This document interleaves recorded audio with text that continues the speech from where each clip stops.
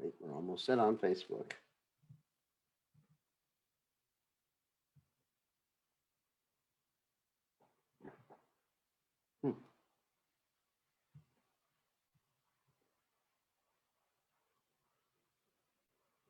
All right.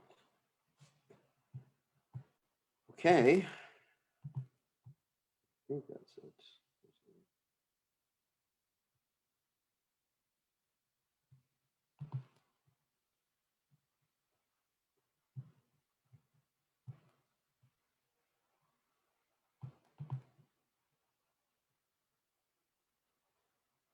Okay, we're live. Sorry for the delay. One or two more things and we're ready to go.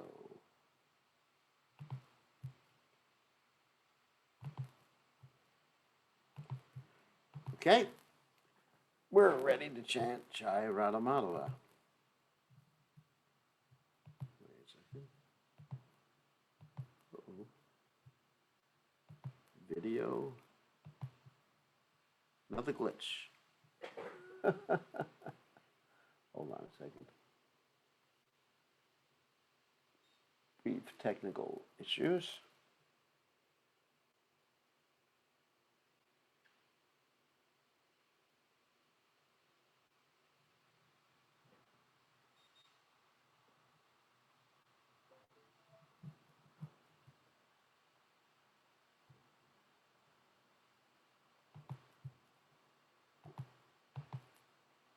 There we go. That should end our technical issues.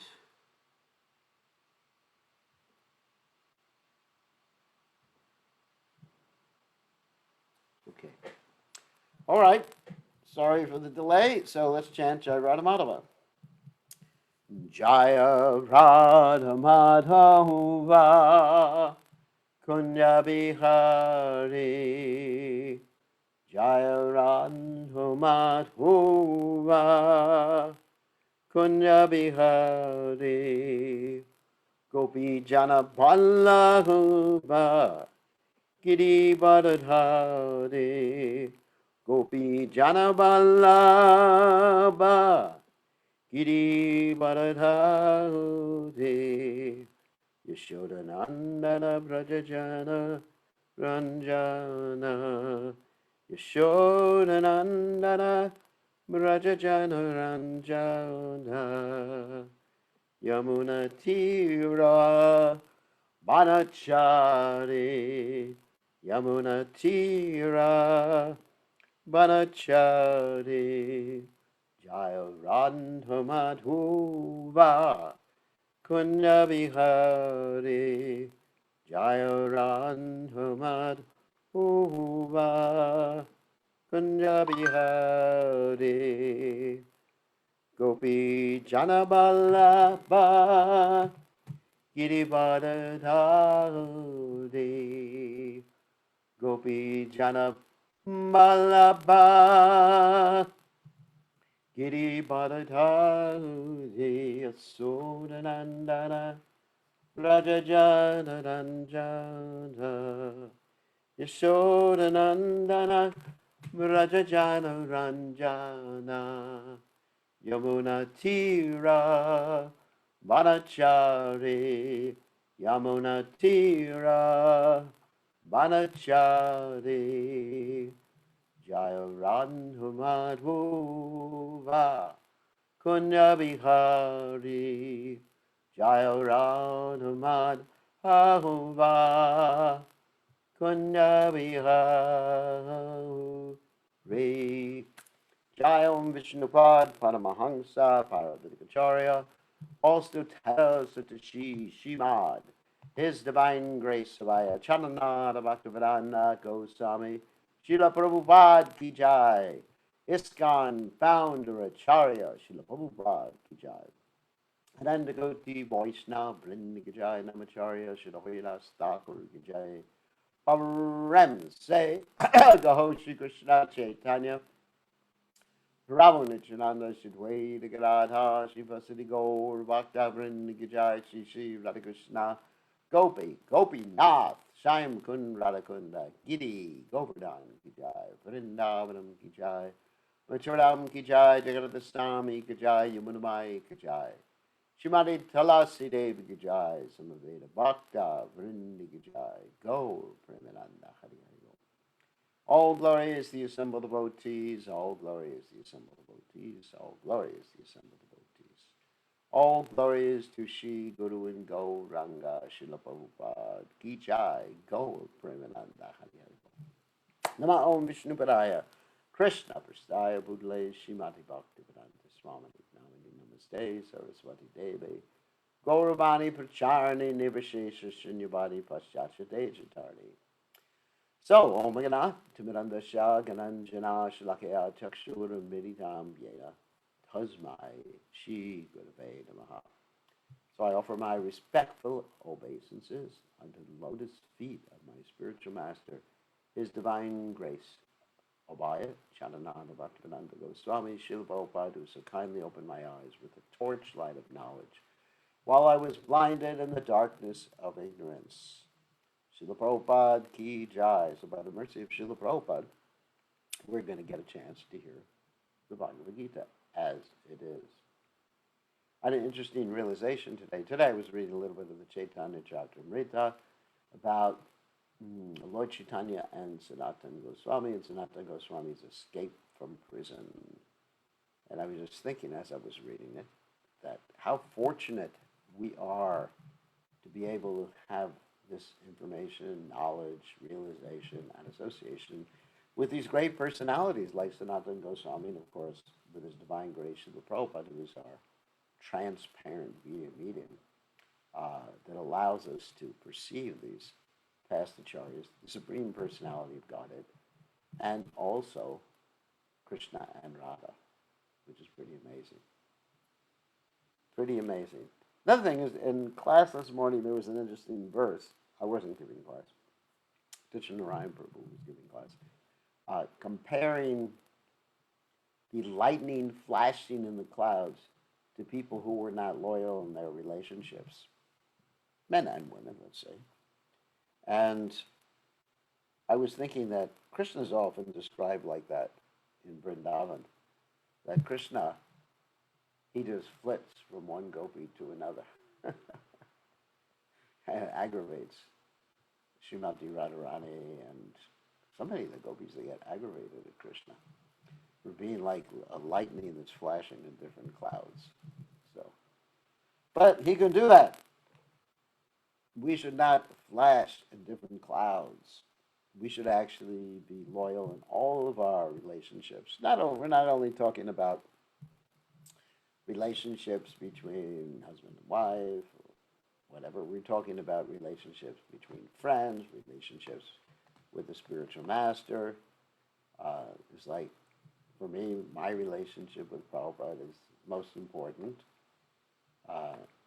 Someone asked me a question the other day, how do you figure out what's most important in your life? And the answer I gave, actually, was quite interesting, that you can figure out the most important thing in your life, that means what motivates you, your underlying motivation. We all have important things, like, for me, it's important to eat prasadam. For me, it's important to go swimming. For me, it's important to, what else?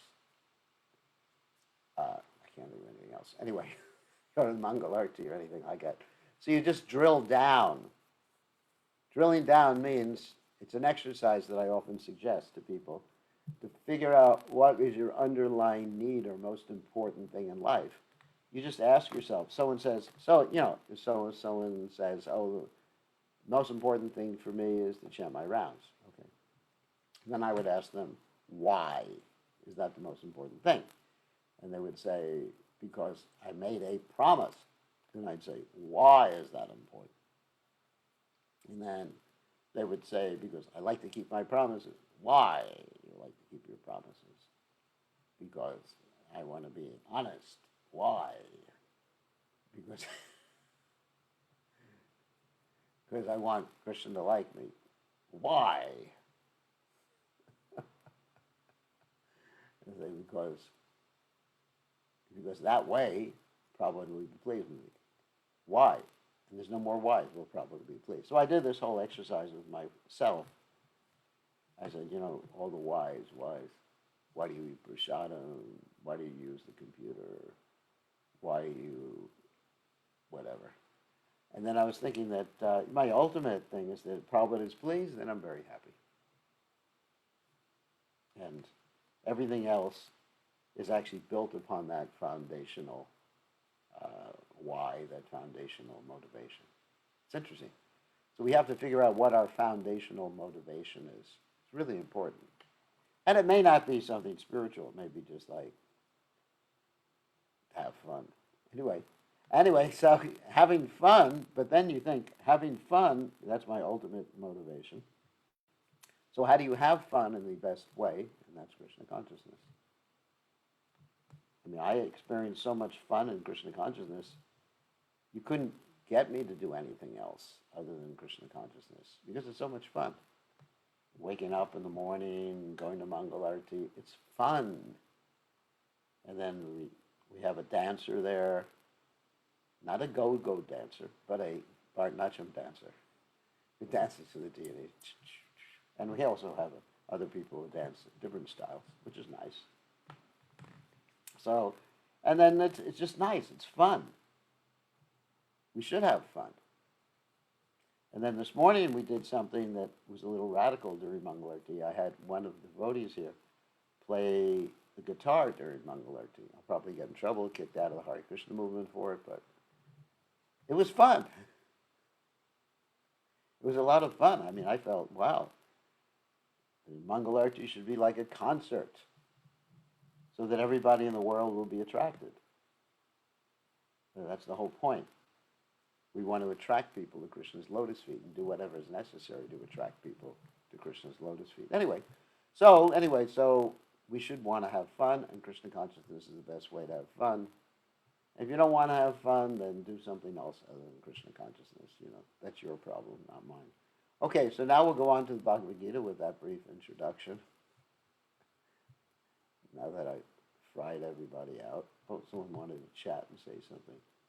Yes, it was fun. Gopi's harmonium sounded nice with the guitar. It felt like a concert. Yes, one of the dancers said that. It's fun. Actually, the more instruments, there should be like a whole symphony orchestra there with violins and flutes, everything just in tune, obviously, in tune. And then we'll attract people. So I'm thinking not just, myself having fun, which is probably the most important thing in the world, but I'm thinking it's just like we want to bring other people, have people have such a fun experience in the morning that they never want to give up Krishna consciousness. We should be thinking like that. And so sometimes you need to make adjustments in certain details. Because the whole point is utility is the principle, as Prabhupada said. Okay, we better get to the Bhagavad Gita before I end up speaking about all my realizations of Krishna consciousness. So, we're on the 15th chapter of the Bhagavad Gita, as you noticed here. And the 15th chapter is the Yoga of the Supreme Person. And we just got finished yesterday with text 15, and today we're going on to text 16. Text 15 is one of the most famous verses in the Bhagavad Gita. In other words, Krishna gives intelligence, remembrance, forgetfulness. He's situated in the heart of everybody, isn't it?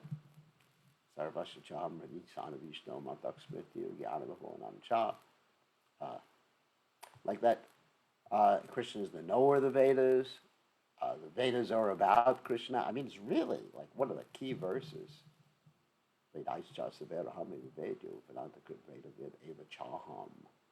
Oh my God. It just summarizes everything.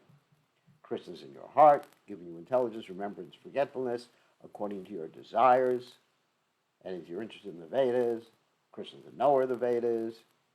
Krishna's to be known by the Vedas. That's just about everything. Okay, so that was text 15.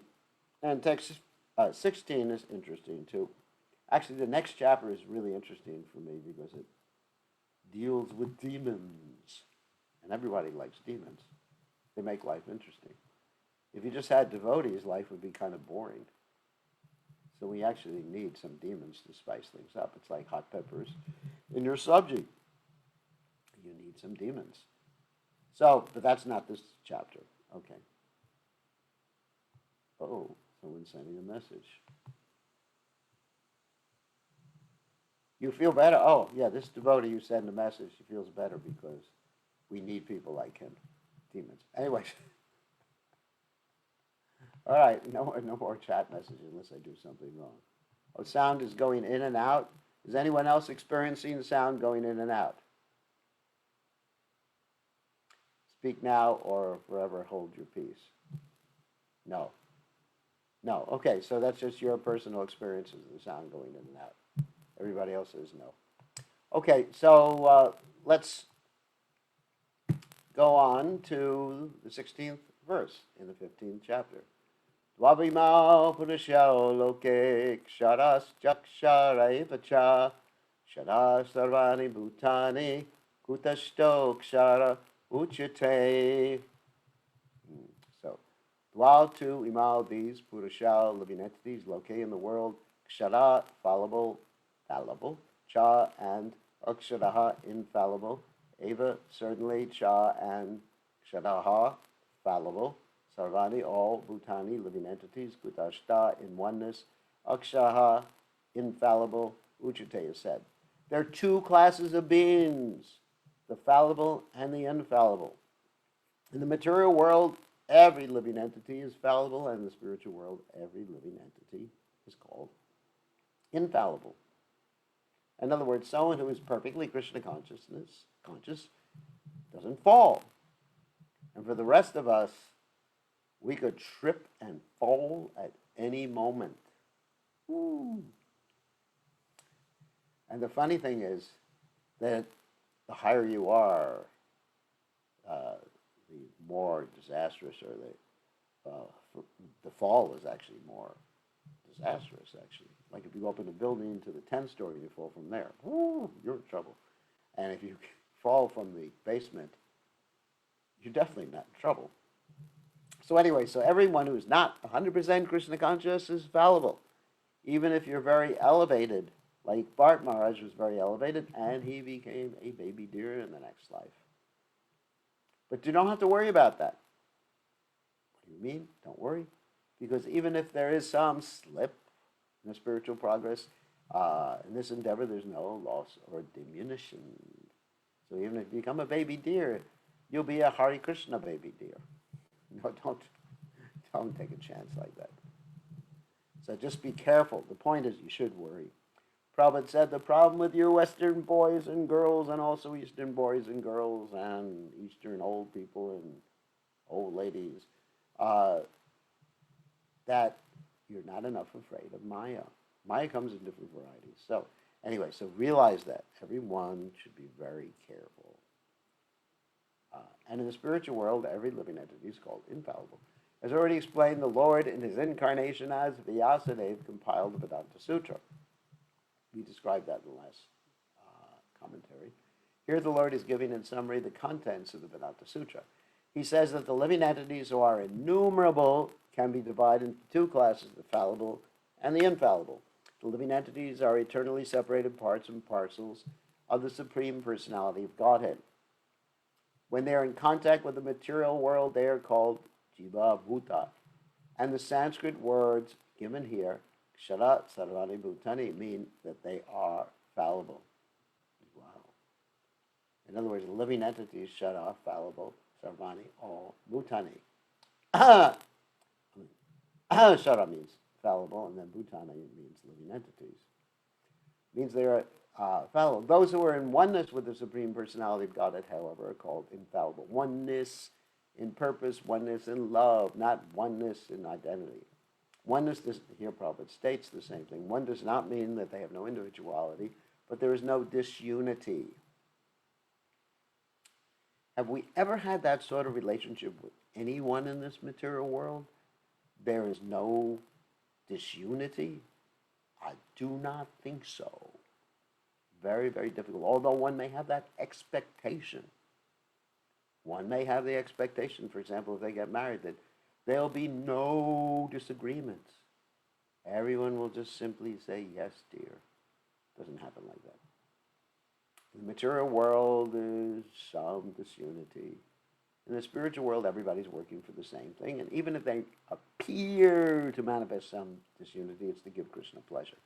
Even if there appears to be some fighting, they're all trying to give Krishna pleasure. They're all agreeable to the purpose of the creation. Of course, in the spiritual world, there's no such thing as creation. But since the Supreme Personality of Godhead, as stated in the Vedanta Sutras, the source of all emanations, that conception is explained. According to the statement of the Supreme Personality of Godhead, Lord Krishna, there are two classes of living entities. The Vedas give evidence of this, so there's no doubt about it. The living entities who are struggling in this world with the mind and five senses have their material bodies which are changing. As long as the living entity is conditioned, his body changes due to contact with matter. Matter is changing, so the living entity appears to be changing. But in the spiritual world, the body is not made of matter. Therefore, there is no change. In the material world, the living entity undergoes 6 changes: birth, growth, duration, reproduction, then dwindling and vanishing. So just figure out which particular stage you're at now. Of course, you're probably not at the birth stage. You may be in the growth stage. We have some people watching this class who are on the growth stage. They're young. They haven't reached 18 yet. And, still people can grow until they're at 35. Then it's all downhill. And then duration or maintenance. Let's say instead of the word duration, we'll talk about maintenance, just maintaining. And then some people are going to be getting married soon, and they're going to reproduce. Then, after a while, then there's the grandchildren, and the people dwindle, and they vanish. That's called death.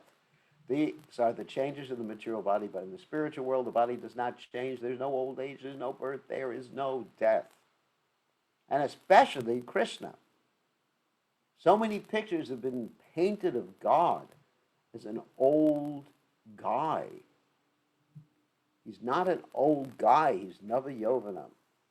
Navayovanam means he's eternally youthful because he has a spiritual body. There all exists in oneness.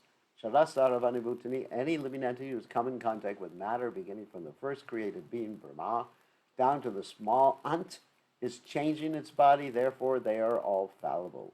In the spiritual world, however, they are always liberated in oneness. Be nice to be there. Next verse. Uttama Purushastvanya Paramat Mechudharitaha Yolokatrayam Avishya Vivartya Vyaya Ishvaraha.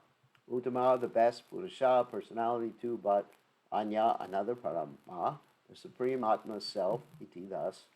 Udaritaha is said, Yaha, who, Loka, of the universe, Trayam, the 3 divisions of Ishya entering, Vivarti is maintaining of Yaha, inexhaustible Ishvara, the Lord. Besides these 2, there's the greatest living personality, the supreme soul, the imperishable Lord himself, who's entered the 3 worlds and is maintaining them.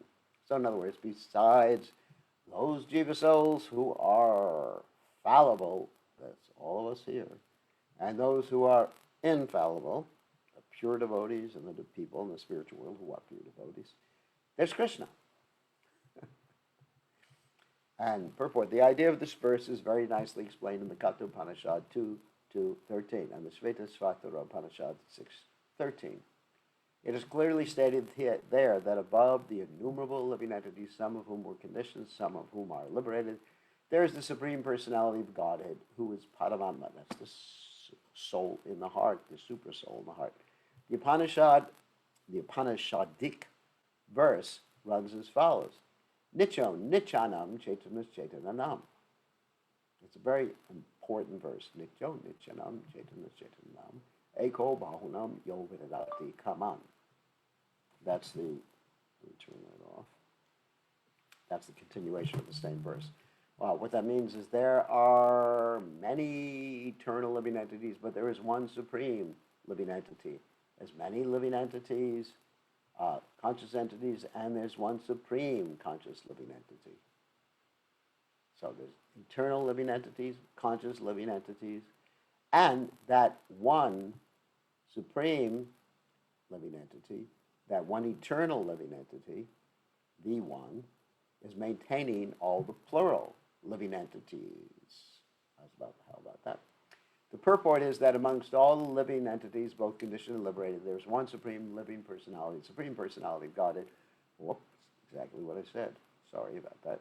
Who maintains them and gives them all the facility for enjoyment according to different work.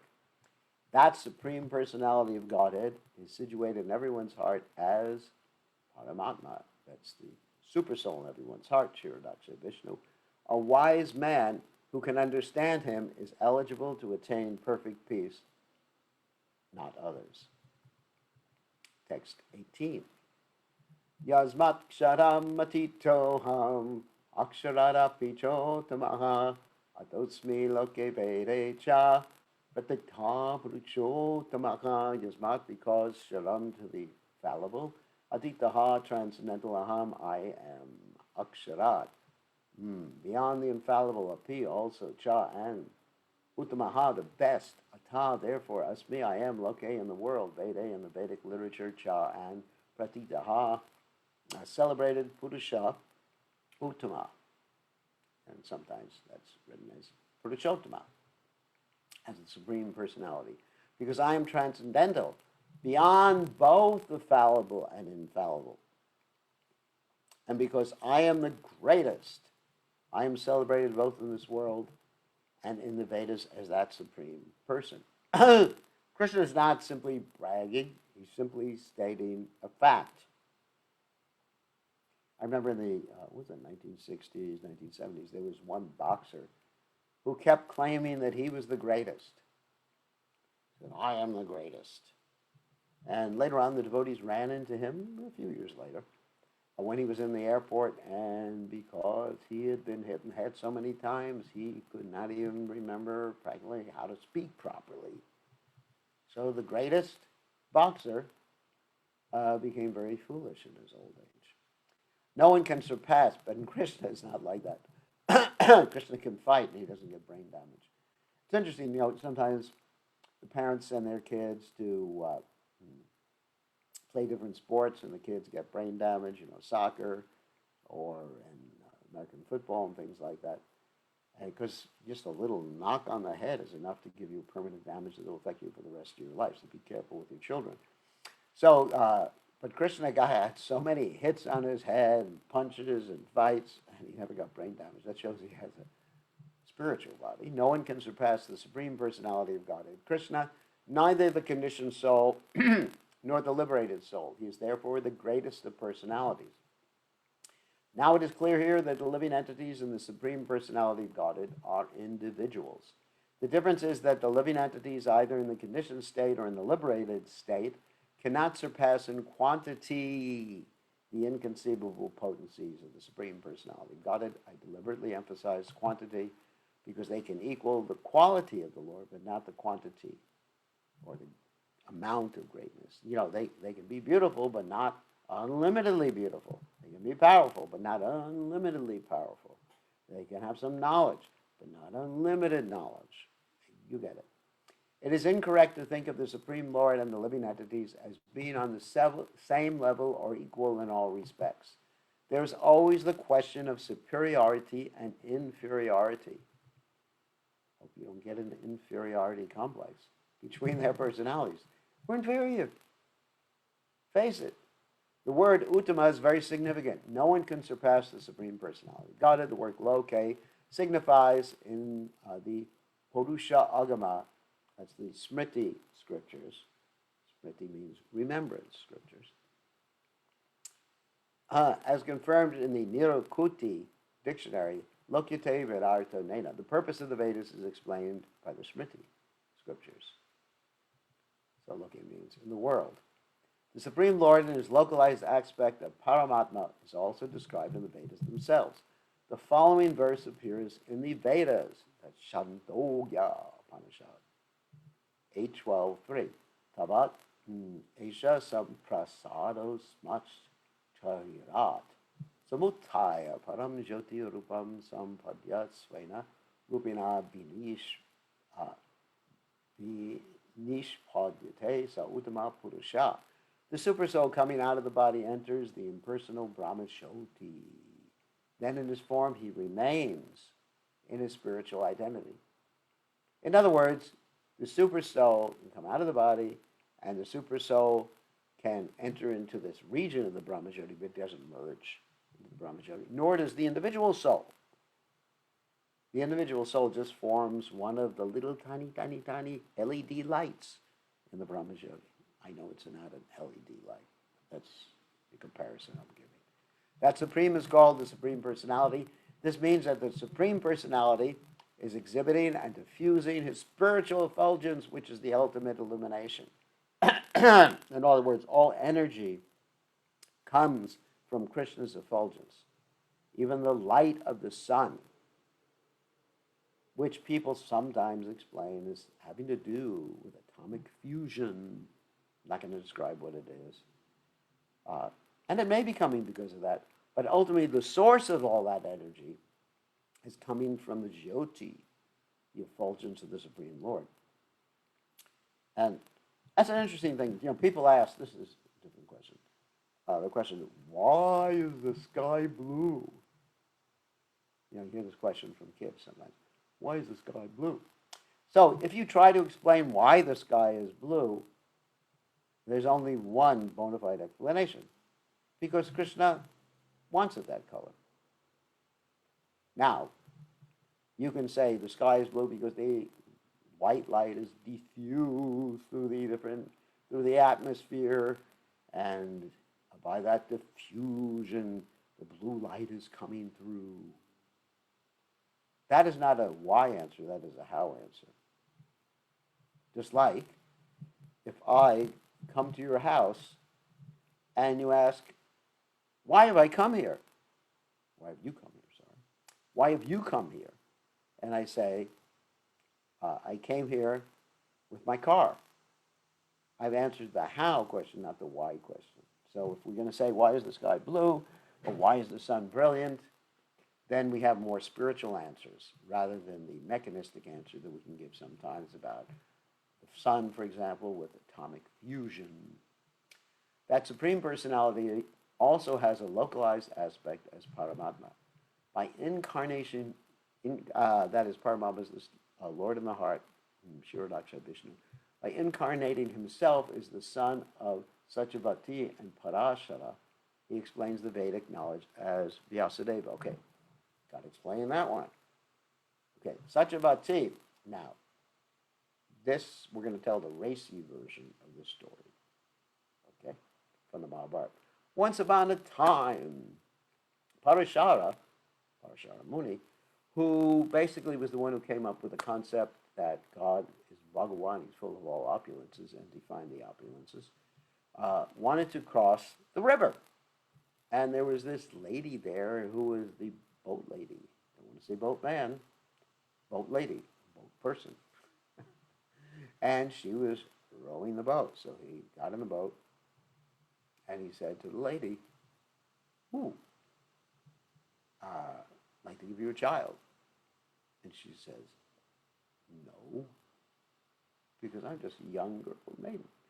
And we're right here in the middle of the river. And he, with his mystic powers, creates this big fog. And with this big fog, then she gives birth. And she remains a virgin. But she gives birth to Srila Vyasadeva, who is known as island-born Vyasa, or Dvaipayana Vyasadeva. And Vyasadeva is the compiler of the Vedas. Vyasadeva is also, I mean, he really figures in the Mahabharata quite nicely.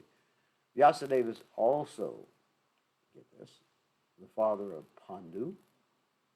He's the father of Dhritarashtra and the father of Vidura. Wow. Because later on, story goes, Satyavati got married to a king named Shantanu. And Shantanu had, anyway, Shantanu basically had two kids, and both the kids couldn't have any children. One died. Actually, they all died before they. I think just to give you a brief overview of it, they both died before they had kids, and one of them had two wives, Ambalika and Ambika, and these two wives. Well, we're getting to the Mahabharata now. The two wives wanted to have kids, but they had no more husband because their husband, Vichitravirya, died. Vichitravirya, okay, was the son of Shantanu and Satyavati. And he died, and then they brought forth Vichitravirya's half-brother. Half-brother because the mother was the same. The father was different, okay. And that half-brother was Vyasadeva, and Vyasadeva, anyway, he gave the two ladies kids, Dhritarashtra and Pandu. So anyway, I'm not going to get into the whole story, but it's interesting. So Vyasadeva, he's a very important personality in the Mahabharata story. And if you're interested, read the Mahabharata, or one day maybe we'll tell the whole story of the Mahabharata in 1 hour or less. Okay, so next text. Yomam evam asamudho janadi purushottamam sarva vidbhajate mam sarva bhavena bharata.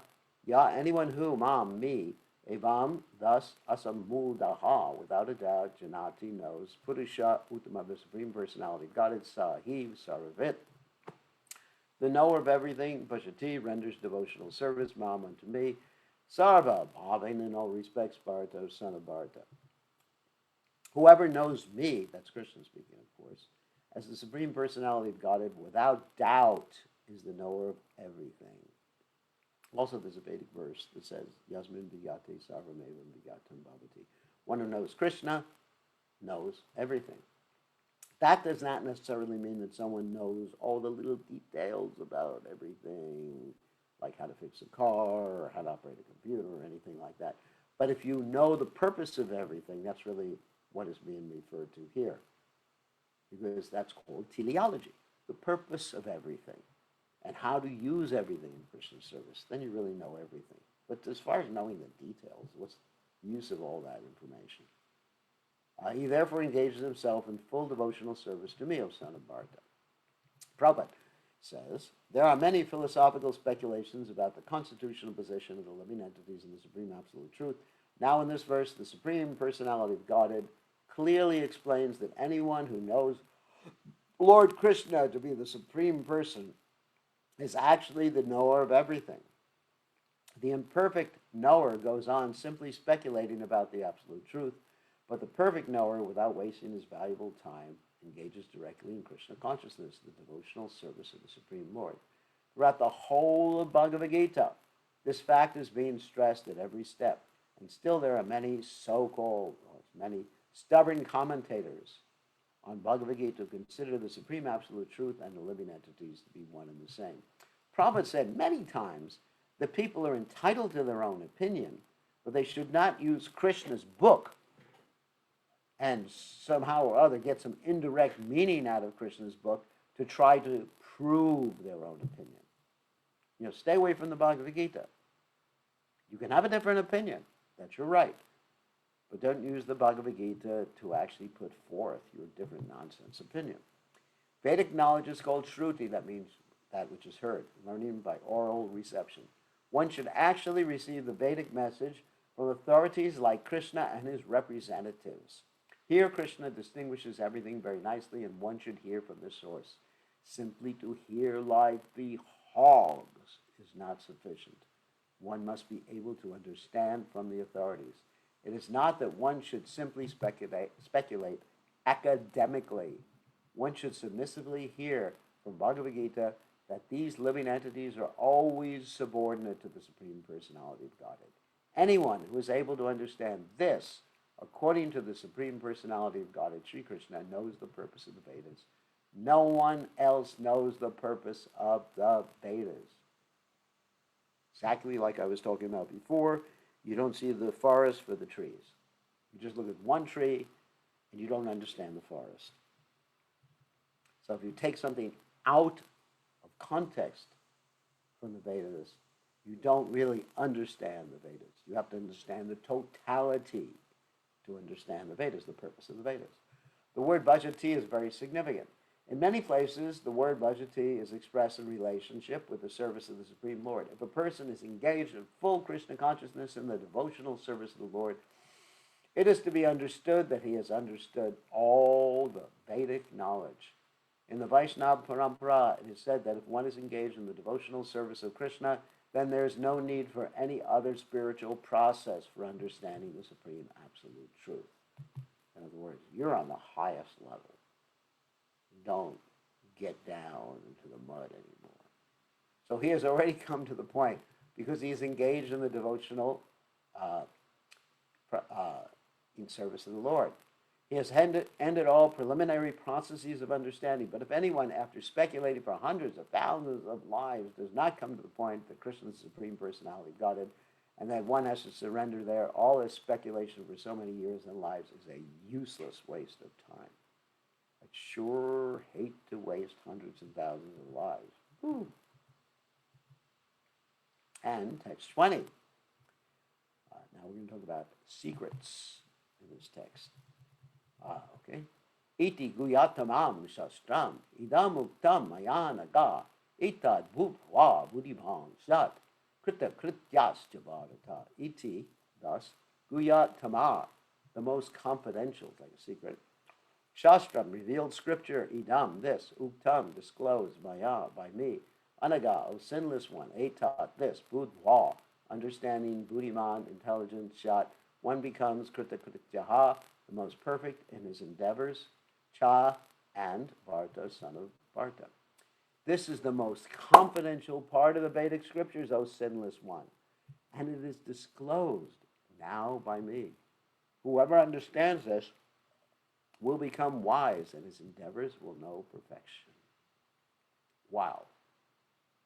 The Lord clearly explains here that this is the substance of all revealed scriptures, and one should understand this as is given by the Supreme Personality of Godhead. Thus one will become intelligent and perfect in transcendental knowledge. In other words, by understanding this philosophy of the Supreme Personality of Godhead and engaging in his transcendental service, everyone can become freed from all contaminations of the modes of material nature. Devotional service is a process of spiritual understanding.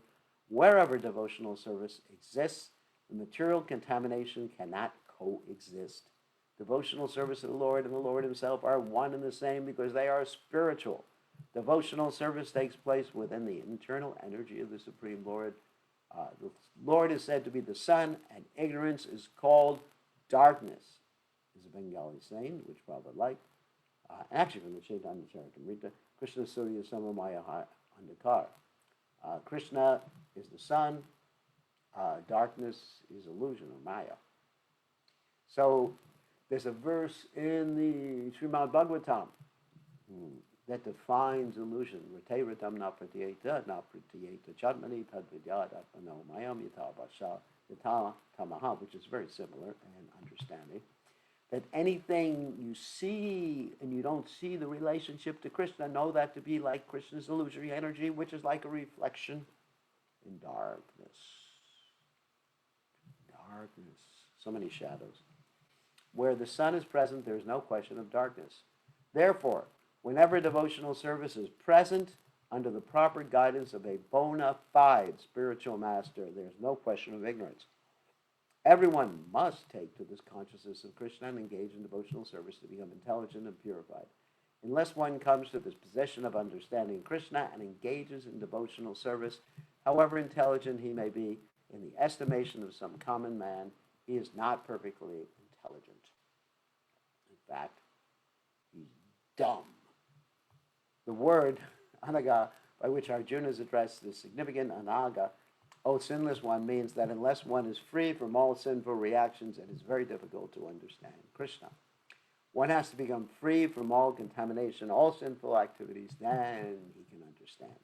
But devotional service is so pure and potent that once one is engaged in devotional service, he automatically comes to the stage of sinlessness. We talked about that before. One chanting of Hare Krishna, get rid of parabdha karma, aparabdha karma, kuta, bija, and all the other nice stuff. And vika, and everything. Just one chanting. We have to have faith in Krishna's names. I mean, one chanting of Hare Krishna cannot even be compared to billions of other sacrifices or whatever else you may do. One chanting of Krishna's name. God is with you. Hare Krishna, Radha, Krishna. Hare Krishna, Radha Krishna, Krishna Krishna, Radha, Radha. Radha, and then Ram, Radha, Raman. That's even more ecstatic. Anyway, while one is performing devotional service in the association of pure devotees and full Krishna consciousness, there are certain things which require to be vanquished altogether. The most important thing one has to surmount is the weakness of the heart. The first fall down is caused by the desire to lower to material nature. That's the weakness of the heart. I am the controller. I am the proprietor. Ishvara Hom. We're going to hear this verse in the next chapter. Ishvara Hom, Hom Gi, Siddho Hum, Balavan Sukhi. That I am the center. I am the proprietor. I am the enjoyer. I am the well-wisher of everyone. Just like we heard in the 5th chapter of the Bhagavad Gita, where Krishna says that one should understand he's the well-wisher, the friend of all living entities, and then one can become peaceful. So the opposite of that is we think we're the well-wisher, we're the friend, we're the enjoyer, we're the proprietor, then you become unpeaceful or agitated. Thus, one gives up the transcendental loving service of the Supreme Lord. The second weakness of the heart is that as one increases the propensity to lord over the material nature, becomes attached to matter and the possession of matter. Ooh. What can you possess? What do you have a right to? Just like you see people who are in love say, I'm yours and you're mine. No, that's stupid. I'm Krishna's and you're Krishna's. Everything I have belongs to Krishna. Manasa Deha Gaya.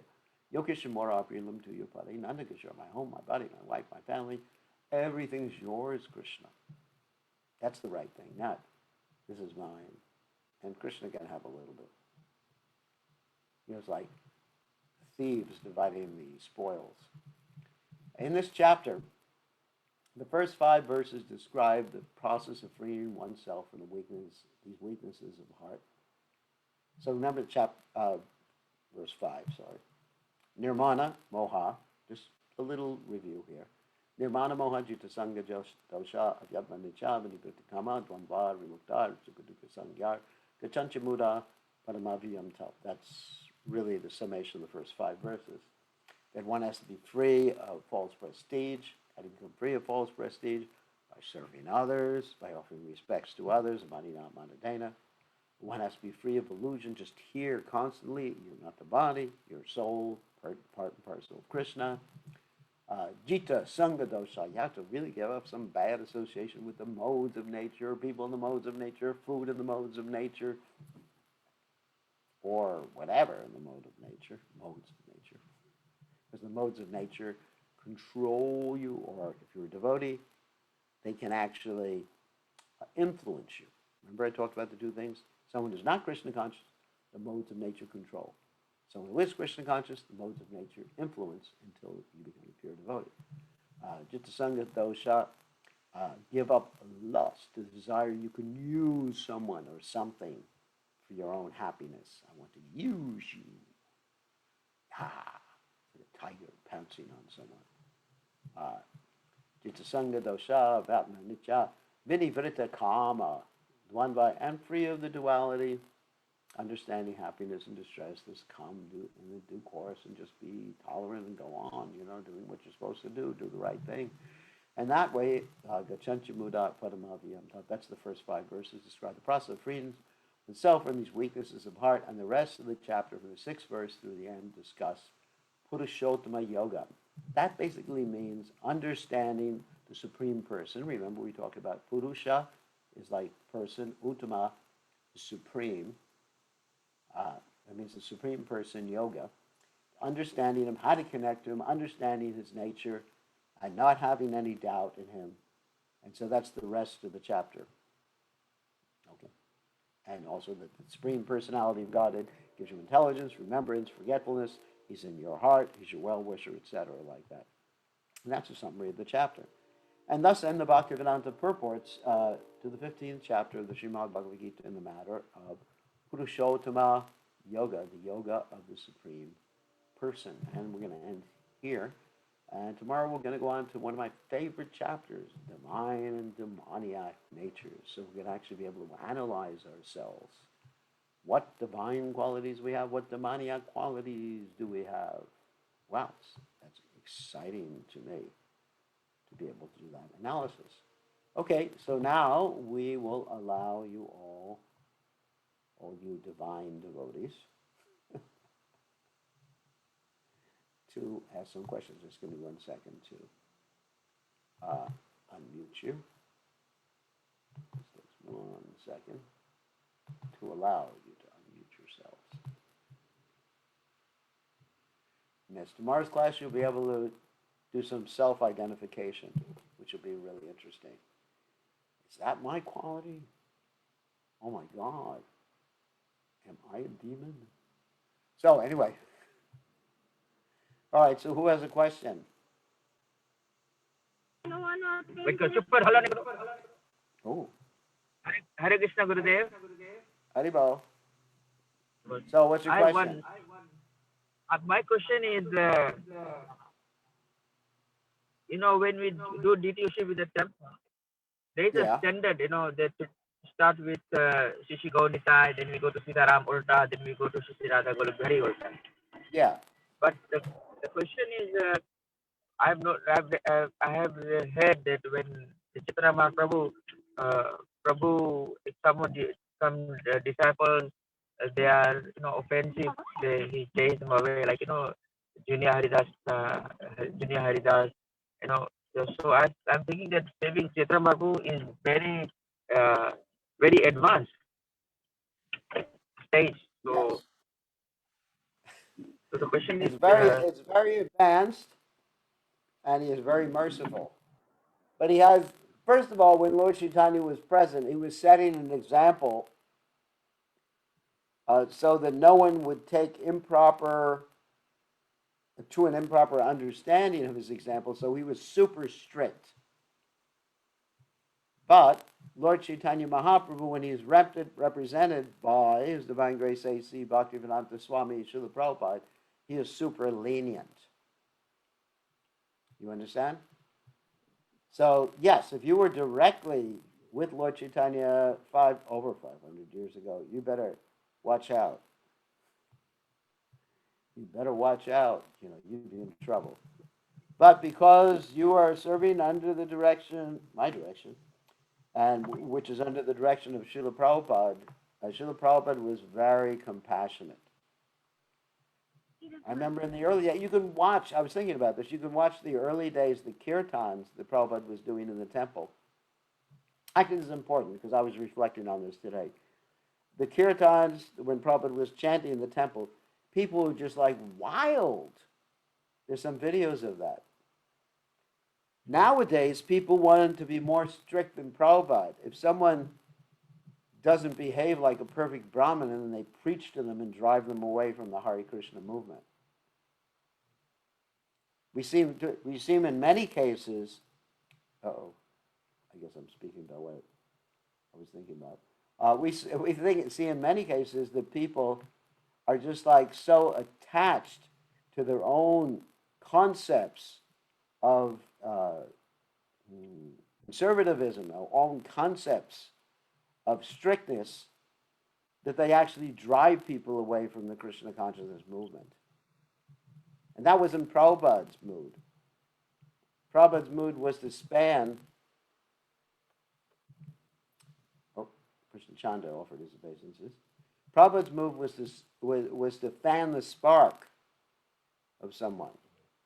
Not simply to go to someone and just like impose upon them things that weren't even essentials in devotional service, and to blow out whatever spark was there.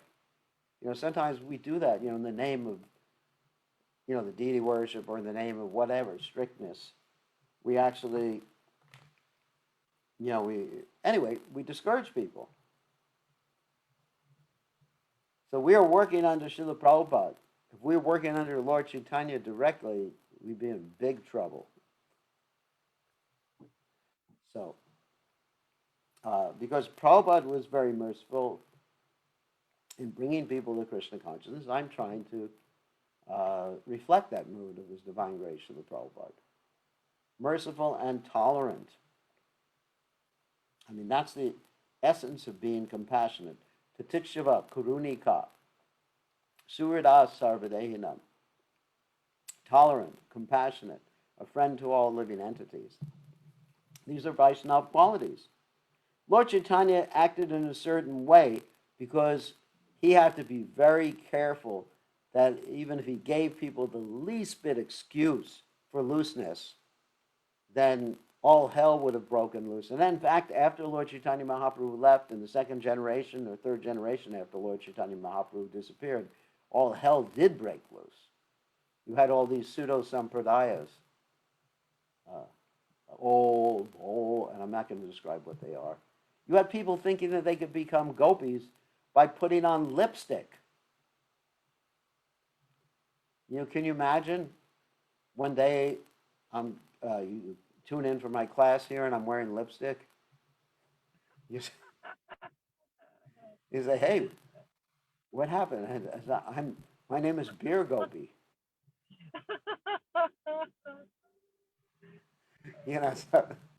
So, but there were people seriously preaching that stuff. Can you imagine? That's why Vaishnavism was not held in so much high regard in India for a long time until Bhaktivinoda Thakur was there. People really took that seriously. That you put on a wig, wear lipstick,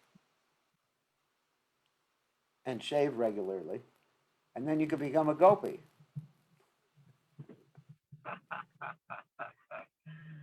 So that's why Lord Chaitanya was super, super, super strict. But if Prabhupada had been super, super strict like that, none of us would be here today. We'd all be just like, I don't know, we'd all be puppies or little baby pigs. It's like someone came to the temple yesterday, a devotee, and he brought his pet, and it was a little baby pig. And everybody was thinking, how cute. How cute. How cute. And people, all the ladies were picking it up and kissing it and everything like that. And I was thinking, it's just a pig.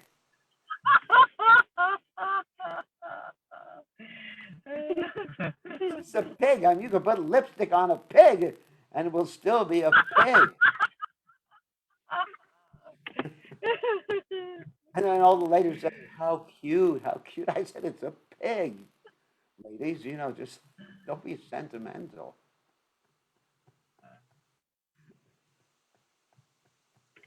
And he said, it's only going to grow to 20 pounds. Imagine 20 pounds. All right, 8 kilos for those of you in New Zealand and Fiji.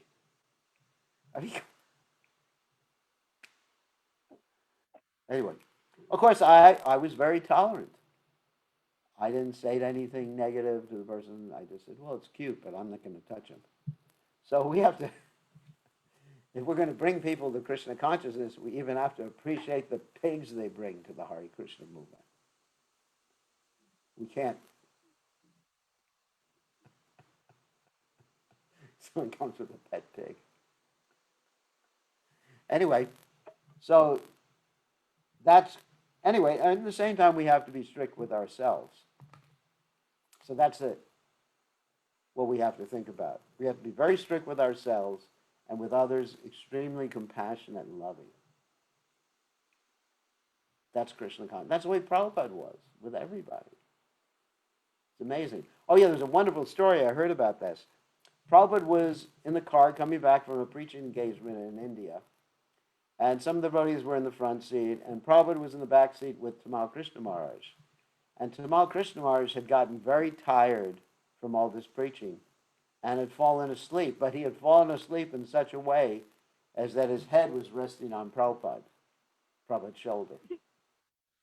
I mean, that's pretty amazing.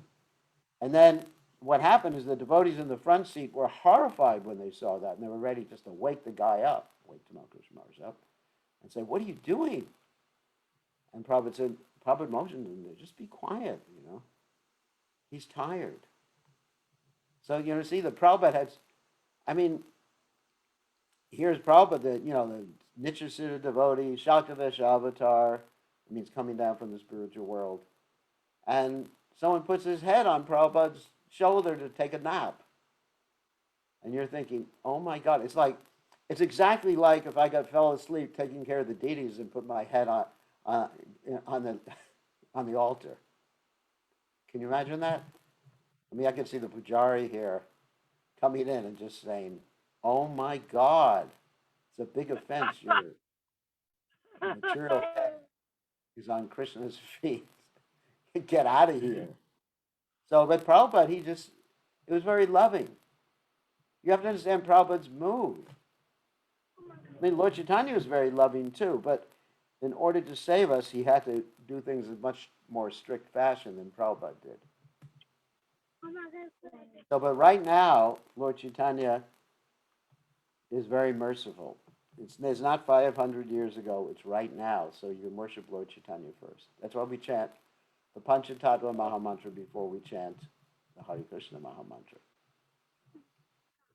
So Prabhupada is manifesting Lord Chaitanya in a more merciful mood than Lord Chaitanya would ordinarily be. And Prabhupada is more merciful than Lord Chaitanya. So we have to reflect that mood of Prabhupada's. Not just like hammer people because the tilak is not on right. You understand? You can't hammer people. We have to be... Anyway, that was a nice story, wasn't it? I love that story. Here's a question from... let's see, I got so many questions. On the text. I have a question. What it means to be fully Krishna conscious, and if one is not fully Krishna conscious, is the Shraddha ceremony necessary, even though we may not be going back to Godhead in this lifetime? Some devotees say it's not necessary for a pure devotee, only who's going back to Godhead in this lifetime. Well, the Shraddha ceremony is not necessary for a devotee as long as they're following strictly. But, here's a big but, if you're in a society where people will criticize you and criticize the movement for not doing that ceremony, you should do it. So it's not necessarily chanting Hare Krishna, distributing prasadam in the name of someone, praying to the deities for someone. I mean, Krishna consciousness surpasses all these different supplementary or secondary rituals. So if one is Krishna conscious or in Krishna consciousness, only do it if you have to do it because people will criticize. I mean, it's just like, all right, let's say we're living in America. I'm living in America, unfortunately. So I'm in America right now. And let's say a devotee joins the movement. Well, actually, I'll give you a practical example. I have a friend. And this friend had two children, a boy and a boy. There's two boys. And his two boys were brought up in Krishna consciousness. But this friend, who happened to be brought up in a Jewish family, wanted to just not have his parents, the friend's parents, think that he was weird. So he arranged for his two little boys who were Krishna conscious to have a Jewish ceremony when they were 13 years old, which is called the bar mitzvah. Just for preaching. Sometimes when in a society we do different things, or just like in many temples around the world, they have a Christmas party. Why do they have a Christmas party? I mean, because we respect Lord Jesus Christ. However, Lord Jesus Christ did not appear at that time. Got news for you. That was just an invention that the Romans came up with. But the reason we celebrate Christmas is because We're here in America. I mean, one of our workers the other day, he asked me, "Do Hare Krishna celebrate Christmas?" Now, if I told him the truth, we do. And if I had said no, he would think pagans, demons, like that. You know what? So you got to fit in with a society. And of course, if I told him the real reason that I like Christmas is because I get presents, that would have been a different situation.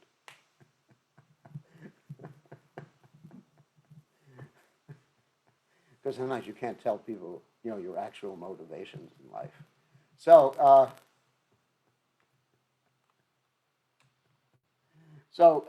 anyway, truthfully speaking, sometimes you do things in society, like in where's it, in New Zealand and Australia, you have this Anzac Day you celebrate. So someone says, "You celebrating today?" And you just say, "That's nonsense. It's a material thing." People will look down upon you. So you got to fit in the society that you're in, which is really important. So if you're in a society of people who do the Shraddha ceremony, then go ahead and do it. There's no harm. Just make it in a Krishna conscious way. You feed the best of the Brahmins. Advaita Acharya did the Shraddha ceremony, and he fed Haridas Thakur during the Shraddha ceremony. Not that he had to do it, but he did it to show the example how he was following society, and also how we considered Haridas Thakur to be the best of the Brahmins. So there's different extenuating reasons or practical reasons why you do these things. So there's no answer to your question, should you do it or should you not do it? It's a practical question. Okay, one other question. Someone else has a question. Gurudev? Someone else? Yes. Oh, let Rishikesh. So who's... All right, Rishikesh is on mute. Ask your question. Okay. So you said that for preaching, we want to fit in to the society in which we are living. Not But we completely, see, just so we don't look like a bunch of weirdos. right. But we see, especially in the history of the Krishna consciousness movement from the 60s, 70s, and even up to now, many people specifically joined the Krishna consciousness movement to reject, utterly reject, out of revulsion, the society in which they lived, because they were simply they were suffering so much under that society. So when we're in a situation where that was perhaps our primary reason for joining, is just to get away, although of course it's not the purest motivation. But if that's our motivation, how do we purify our motivation for staying in the Krishna consciousness movement in such a way that we honor our history and our what we've gone through, but at the same time also give an opportunity for others to come?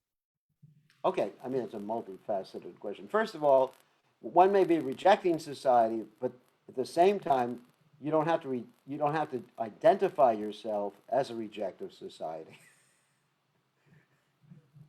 In other words, I may reject society, all the norms of society, not all the norms, but I'm not rejecting all the norms.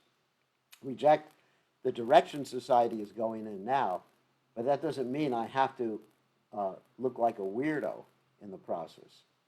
I should actually structure or arrange the way I look to be best suited to bringing others to Krishna consciousness. That's the point. So in other words, how you dress, how you look, etc. So the second part of your question is, we may have come for all these different reasons, rejecting society. So I think ultimately we have to come to the point of developing a deep internal relationship with Krishna and the spiritual master. Otherwise, if our motivations are just like rejection or escape, that may be good in the beginning, something that gets us in the door. But at the same time, we have to really deepen. I was talking to a devotee today, about how not to get discouraged in Krishna consciousness, because sometimes you struggle very hard for something, and then you don't get what you want, or it turns out to be a failure, or whatever. And one has to get their happiness from the internal relationship that they have with their spiritual master and Krishna. The personal internal relationship. Ultimately, we have to come to that point. I mean, that's what's kept me going, my relationship with Prabhupada. As you've seen, as Gopal has seen, he's been with me for at least 40 years. He looks young, but he's had many operations. So anyway, as Gopal has seen throughout the years, there's been many times challenges, people attacking me, people not understanding me, people thinking that I did something that I didn't do, or did do, or didn't do something that I did do. You've seen that. So what keeps me steady is that internal relationship with Prabhupada and Krishna. That's really that's the driving force. So one should come to that point. Okay, on that happy note, it's 6:13 right now. It's nice to see everybody, and we will see everybody tomorrow night. And tomorrow we're going to continue with one of my favorite chapters, chapter 16, where you can hear about the demons and the demoniac nature. It's so exciting. I mean, it's actually a fact that sometimes demons are more exciting than devotees.